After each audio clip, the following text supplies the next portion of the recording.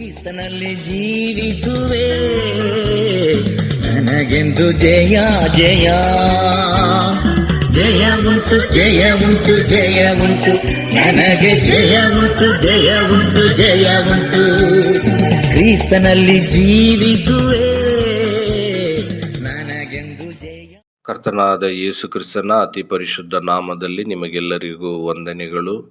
ಮತ್ತಾಯನು ಬರೆದ ಸುವಾರ್ತೆ 6ನೇ ಅಧ್ಯಾಯ 10ನೇ ವಾಕ್ಯದಲ್ಲಿ, ಪರಲೋಕದಲ್ಲಿರುವ ನಮ್ಮ ತಂದೆಯೇ, ನಿನ್ನ ನಾಮವು ಪರಿಶುದ್ಧವೆಂದು ಎಣಿಸಲ್ಪಡಲಿ, ನಿನ್ನ ರಾಜ್ಯವು ಬರಲಿ, ನಿನ್ನ ಚಿತ್ತವು ಪರಲೋಕದಲ್ಲಿ ನೆರವೇರುವ ಪ್ರಕಾರ ಭೂಲೋಕದಲ್ಲಿ ನೆರವೇರಲಿ ಎಂಬುದಾಗಿ ನಾವು ಓದುವವರಾಗಿದ್ದೇವೆ. ಇದರಲ್ಲಿ ನಿನ್ನ ನಾಮವು ಪರಿಶುದ್ಧವೆಂದು ಎಣಿಸಲ್ಪಡಲಿ ಎಂಬುದಾಗಿ ನಾವು ಓದಿದ್ದೇವೆ. ದೇವರು ಪರಿಶುದ್ಧನಾಗಿದ್ದಾನೆ, ಆದರೆ ಮನುಷ್ಯನು ದೇವರನ್ನು ತನ್ನ ಸಮಾನವಾಗಿ ನೋಡುತ್ತಾ ತನ್ನ ಹಾಗೆ ಅವನು ಕೂಡ ಭೋಗಿಯಾಗಿದ್ದಾನೆ. ಆತನು ಲಾಭ ಮಾಡುವವನಾಗಿದ್ದಾನೆ, ಹಣದಾಸೆ ಉಳ್ಳವನಾಗಿದ್ದಾನೆ ಮತ್ತು ಶರೀರದಾಸೆ ಉಳ್ಳವನಾಗಿದ್ದಾನೆ ಎಂಬುದಾಗಿ ಅಂದುಕೊಂಡು ತನ್ನ ಹಾಗೆಯೇ ತನ್ನ ದೇವರನ್ನು ಕಾಣುವಂಥವನಾಗಿದ್ದಾನೆ. ಆದರೆ ದೇವರು ಪರಿಶುದ್ಧನಾಗಿದ್ದಾನೆಂಬ ವಿಷಯವನ್ನು ಮರೆತು ಬಿಡುತ್ತಾನೆ.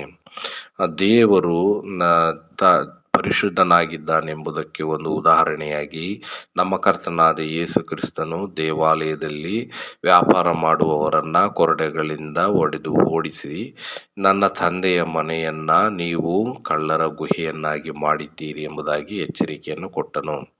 ಆದುದರಿಂದ ದೇವರು ಪರಿಶುದ್ಧನಾಗಿದ್ದಾನೆ, ಮಾತ್ರವಲ್ಲ ತನ್ನ ಬಳಿಗೆ ಬರುವವರು ಪರಿಶುದ್ಧರಾಗಿರಬೇಕೆಂಬುದಾಗಿ ಬಯಸುವನಾಗಿದ್ದಾನೆ. ಆದರೆ ಮನುಷ್ಯನು ಅಶುದ್ಧನಾಗಿದ್ದಾನೆ, ಪಾಪದಲ್ಲಿ ಹುಟ್ಟಿದ್ದಾನೆ, ಪಾಪವನ್ನು ಮಾಡುವವನಾಗಿದ್ದಾನೆ. ಆದರೆ ಈ ಪಾಪದಿಂದ ಬಿಡುಗಡೆ ಹೊಂದದೆ ಹೋದರೆ ದೇವರ ಬಳಿಗೆ, ಪರಿಶುದ್ಧನಾದ ದೇವರ ಬಳಿಗೆ ಹೋಗುವುದಕ್ಕೆ ಸಾಧ್ಯವಿಲ್ಲ. ಆದರೆ ದೇವರೇ ತನ್ನ ಮಗನನ್ನು ಈ ಲೋಕಕ್ಕೆ ಕಳುಹಿಸಿಕೊಟ್ಟು ನಮ್ಮೆಲ್ಲರ ಪಾಪಗಳ ಪರಿಹಾರಕ್ಕೋಸ್ಕರ ಯಜ್ಞವನ್ನಾಗಿ ಅರ್ಪಿಸಿದನು.